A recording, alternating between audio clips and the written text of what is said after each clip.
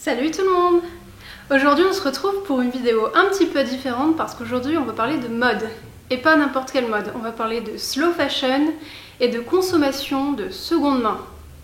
Oui, parce que ça va peut-être vous paraître très étrange, mais ça fait maintenant plus de 10 ans que je consomme de moins en moins de vêtements neufs. Et pour en arriver au stade où depuis 2 ans, je n'achète plus rien du tout de neuf en tout ce qui est vêtements, accessoires, chapeaux, chaussures. La mode en fait. Alors, vous demandez sûrement comment je fais pour y arriver. Eh bien, on en parlera après. Parce que d'abord, je vais vous parler un petit peu de slow fashion. Alors, vous êtes peut-être tombé sur ce concept au hasard d'un buzzword ou d'un mot-clé sur les réseaux sociaux. Mais qu'est-ce que c'est la slow fashion ? En fait, la slow fashion, c'est un concept qui vient directement s'opposer à la fast fashion. La fast fashion, vous la connaissez tous, c'est le prêt-à-porter. C'est H&M, Zara, les géants de la mode. La fast fashion, c'est une mode qui est produite dans de mauvaises conditions éthiques. C'est une mode qui est mauvaise pour l'environnement. Et c'est une mode qui engage tous ces consommateurs dans un cercle vicieux de consommation sans fin. La slow fashion, en revanche, essaye de promouvoir un mode de consommation éco-responsable. Elle se veut éthique et écologique. Vous êtes peut-être des adeptes des émissions du genre Cache Investigation. Alors personnellement, c'est en regardant ce genre de documentaires et de reportages que j'ai été mise au courant de catastrophes dont je n'avais vraiment pas idée. C'est tout ce qui est lié par exemple à la culture du coton en Europe de l'Est. Donc vous ne le savez peut-être pas, mais certaines marques comme H&M ont lancé des lignes depuis plusieurs années de coton équitable. C'est censé être du coton qui est cultivé dans de bonnes conditions pour la planète et également qui rémunère bien ses ouvriers. Eh bien, vous verrez que la plupart du temps c'est faux. Dans toutes ces émissions, on a souvent des exemples de journalistes qui essayent de remonter la chaîne qui est assez opaque car les partenaires sont plutôt cachés, des filiales qui emploient d'autres filiales un peu plus douteuses. Et finalement on se rend compte que c'est pas si blanc que ça en fait. Et il y avait aussi eu le scandale de l'entreprise au Bangladesh qui s'était effondrée sur toutes les couturières. Donc c'était une entreprise qui était employée par H&M. Donc ça avait fait un grand tollé à l'époque.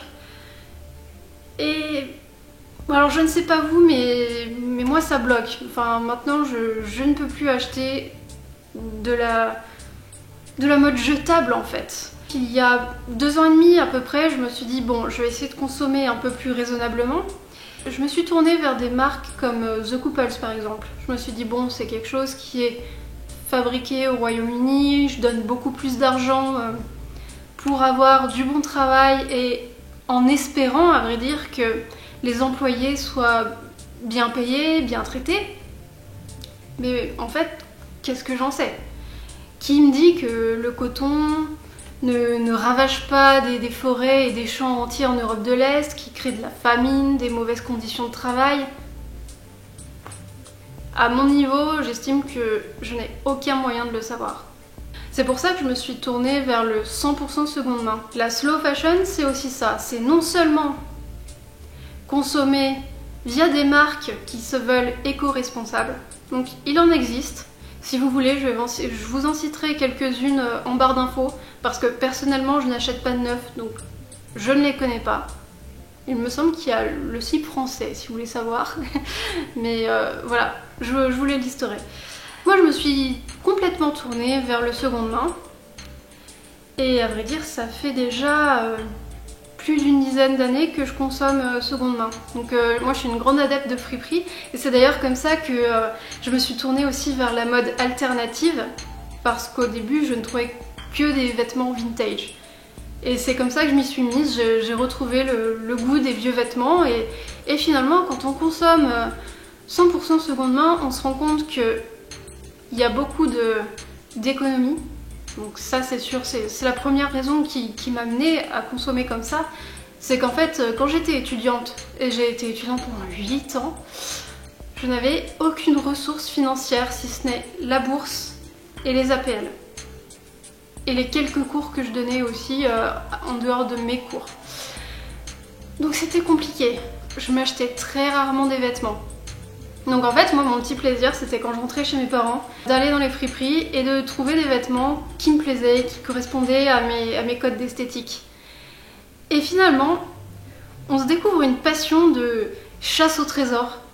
C'est un peu comme si on cherchait vraiment la perle rare, et le jour où on tombe dessus, on est vraiment content. Et c'est vraiment une toute autre sensation que quand on va dans un magasin et qu'on cède à la première tentation venue, et qu'après, en rentrant chez nous, on se dit vraiment, j'aurais peut-être pas dû l'acheter, j'avais pas trop d'argent, je crois que j'ai fait une bêtise. Ah, vraiment, déjà, au niveau du ressenti, c'est un autre monde. Et je pense que votre porte-monnaie le ressentira aussi. Voilà, je pense que c'est vraiment important à notre époque, avec tous les médias, les moyens d'information qu'on a à notre disposition, d'adopter une conduite responsable vis-à-vis du monde qui nous entoure. Et ça passe par la consommation. On a eu le mouvement bio qui commence à prendre vraiment racine en France, quoique il peut être tout à fait discutable, mais je veux dire que ça commence à rentrer dans les esprits, que nous avons un rôle à jouer. C'est pas forcément aux grandes entreprises de lancer le mouvement, c'est à nous en tant que consommateurs de faire passer le message. Et on a vraiment une chance aujourd'hui, c'est qu'avec les réseaux sociaux, on a notre mot à dire, on nous écoute aujourd'hui.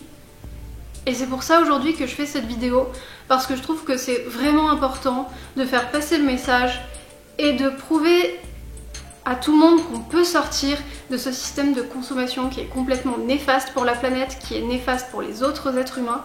Par exemple, alors là j'ai le meilleur exemple à vous donner, c'est quand on fait des dons à Emmaüs. En général, on pense que les vêtements vont être revendus directement dans le magasin où on a fait le dépôt. Eh bien non, parce que Emmaüs est un réseau dans toute la France qui totalise une telle quantité de dons qu'ils ne savent plus quoi en faire, ils ne peuvent plus les vendre. Du coup, il y a forcément des stocks qui finissent par être revendus, alors bien sûr au bénéfice des plus démunis, mais que deviennent ces stocks? Il y a beaucoup d'émissions sur YouTube, de reportages aussi du style Cache Investigation, qui montrent ce que deviennent ces stocks. Imaginez vos vêtements. Alors, il y a un tri souvent qui est effectué, donc ça va vraiment être les vêtements qui sont à la limite du portable, que personne ne rachèterait, même en friperie, qui vont être envoyés dans des centres de tri, donc en général c'est des centres de tri nord-africains, et qui vont être ensuite dispatchés dans tout le reste de l'Afrique et revendus à des prix d'or à des personnes qui n'en ont pas les moyens pour porter des vêtements troués. Et je pense que c'est à nous d'agir, et d'agir en citoyen responsable, même pas en citoyen responsable, en personne responsable, afin d'éviter ce genre de débordement. Et je pense que tout le monde peut être capable de le faire. Il n'y a qu'à voir le succès que la plateforme Vinted est en train de rencontrer. Ça fait plus de 6 ans que je suis dessus et je vois que là, ça devient un vrai réflexe de consommation maintenant. Alors, c'est vrai qu'au début, ça le devient plus chez les plus pauvres. Mais il faut savoir qu'il y a toutes les gammes de vêtements qui se vendent en seconde main.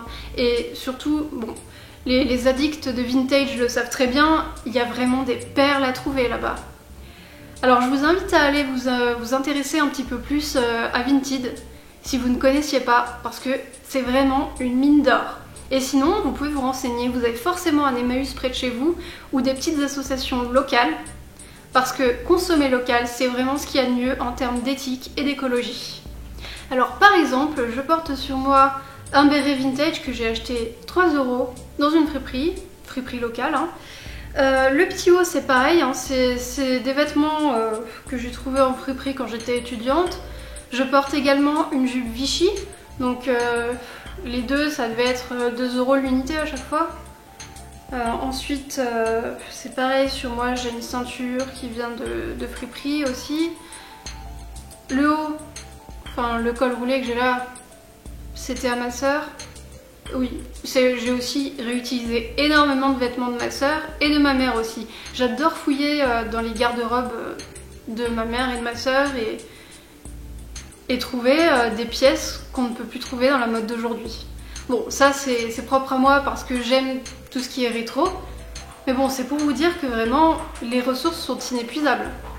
Alors, vous n'avez plus d'excuses aujourd'hui pour me dire non, mais Jones, tu comprends, on pourra pas trouver ce qu'on veut en friperie, il faut chercher, c'est long. Bah non, parce que il y a des friperies sur internet aussi. Donc vraiment, toutes les solutions sont à portée de main pour réussir. Alors j'espère que je vous aurai convaincu avec cette vidéo. Si vous avez des questions déjà, commencez par me les poser en commentaire, on pourra en discuter et en débattre. N'hésitez pas à vous abonner, nous pourrons en reparler dans d'autres vidéos si le sujet vous intéresse, j'ai encore beaucoup de choses à dire là-dessus. Je vous dis à bientôt et à la prochaine. L'élevage de coton. Qui élève du coton ?